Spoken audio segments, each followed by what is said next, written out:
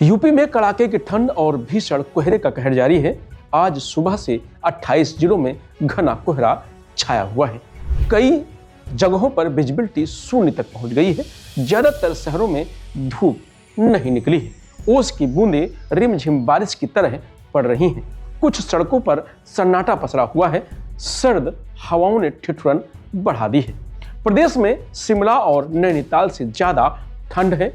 सुबह 6:30 बजे बरेली, कानपुर समेत कई शहरों का तापमान 7 डिग्री रिकॉर्ड किया गया है, जो शिमला और नैनीताल की तुलना में कम है। जालौन में शीतलहर को देखते हुए गौशालाओं में हीटर लगाए गए हैं। अलाव भी जलाए जा रहे हैं। लोग भी अलाव का सहारा ले रहे हैं।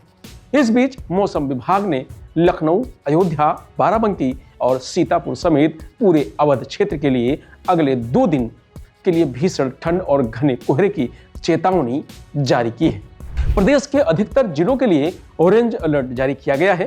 कोहरे की वजह लखनऊ, प्रयागराज, गोरखपुर, बरेली समेत तमाम रेलवे स्टेशनों पर 70 से ज्यादा ट्रेनें लेट चल रही हैं। एयरपोर्ट पर कई फ्लाइट्स लेट हैं। ठंड की वजह से पिछले कई दिनों से 11 शहरों में स्कूल बंद हैं। लखनऊ समेत 10 जिलों में स्कूलों की टाइमिंग भी बदल दी गई है। सरकार भी अलर्ट मूड पर है। लोगों से अपील की जा रही है कि बेवजह घर से ना निकलें। हाईवे पर गाड़ियों की स्पीड लिमिट 60 से 80 के बीच कर दी गई है।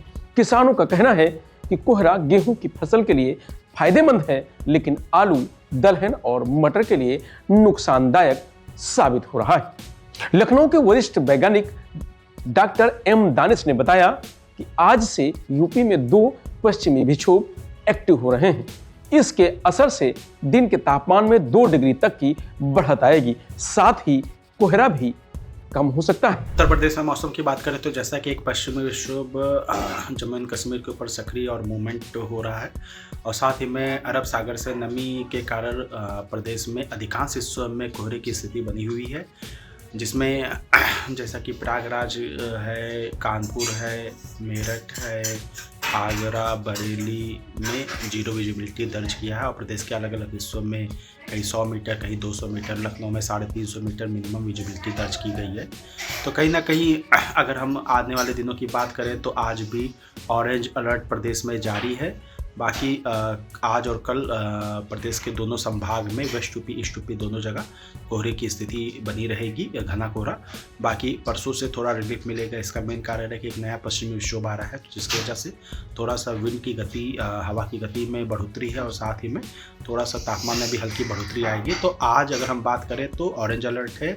दिन में शीत दिवस का भी असर रहेगा और कोहरे का भी असर रहेगा। तो ये सिलसिला अगले 2-3 दिन चलेगा। उसके बाद थोड़ा सा फिर 1-2 दिन का रिलीफ मिलेगा। फिर आने वाले दिनों में फिर से कोहरे की स्थिति बन रही है। तो कुल मिलाकर अभी कोहरे की स्थिति बनी रहेगी। हमको बचाव रखने की आवश्यकता है। लखनऊ में आज तीसरे दिन भी कोल्ड डे की स्थिति बनी हुई है। बर्फीली हवाएं चल रही हैं। सुबह हल्का कोहरा छाया रहा है। कई इलाकों में सुबह के समय में विजिबिलिटी करीब 50 मीटर रही है। कुहासे की बारिश हुई है। हालांकि सुबह करीब 8:30 बजे हल्की धूप निकल आई है। मौसम विभाग ने कोहरे का ऑरेंज अलर्ट जारी किया है। बहुत घना कोहरा की संभावना इस क्षेत्र में सबसे ज्यादा है। कौशाम्बी, प्रयागराज, फतेहपुर, श्रावस्ती, बहराइच, लखीमपुर खीरी, सीतापुर, हरदोई, फर्रुखाबाद, कन्नौज, कानपुर देहात, कानपुर नगर, सहारनपुर, शामली, मुजफ्फरनगर, बागपत, मेरठ, गाजियाबाद, आगरा, फिरोजाबाद, मैनपुरी, इटावा, औरैया, बिजनौर, मुरादाबाद, रामपुर, बरेली, पीलीभीत, शाहजहांपुर शामिल है। अगर बात करें कि आने वाले 3 दिनों में मौसम कैसा रहेगा, तो 22 दिसंबर को पूर्वी यूपी में घना कोहरा छाया रहेगा। पश्चिमी यूपी में हल्का कोहरा छाया रह सकता है। मौसम शुष्क रहेगा। कहीं कहीं पर बादल भी देखने को मिल सकते हैं। 23 दिसंबर को पूर्वी यूपी में मध्यम कोहरा छाया रहेगा। पश्चिमी यूपी में घने कोहरे का अलर्ट रहेगा। दृश्यता 0 से 100 मीटर तक रह सकती है। 24 दिसंबर को पूर्वी और पश्चिमी यूपी में मौसम साफ रहने की संभावना है। हालांकि कहीं कहीं पर हल्का कोहरा देखने को मिल सकता है। लखनऊ में आज तीसरे दिन भी कोल्ड डे की स्थिति बनी हुई है। बर्फीली हवाएं चल रही हैं। सुबह हल्का कोहरा छाया रहा है। कई इलाकों में सुबह के समय में विजिबिलिटी करीब 50 मीटर रही है। कुहासे की बारिश हुई है। हालांकि सुबह करीब 8:30 बजे हल्की धूप निकल आई है। मौसम विभाग ने कोहरे का ऑरेंज अलर्ट जारी किया है। फिलहाल मौसम अपडेट में इतना ही। आप देखते रहिए लोकमत हिंदी।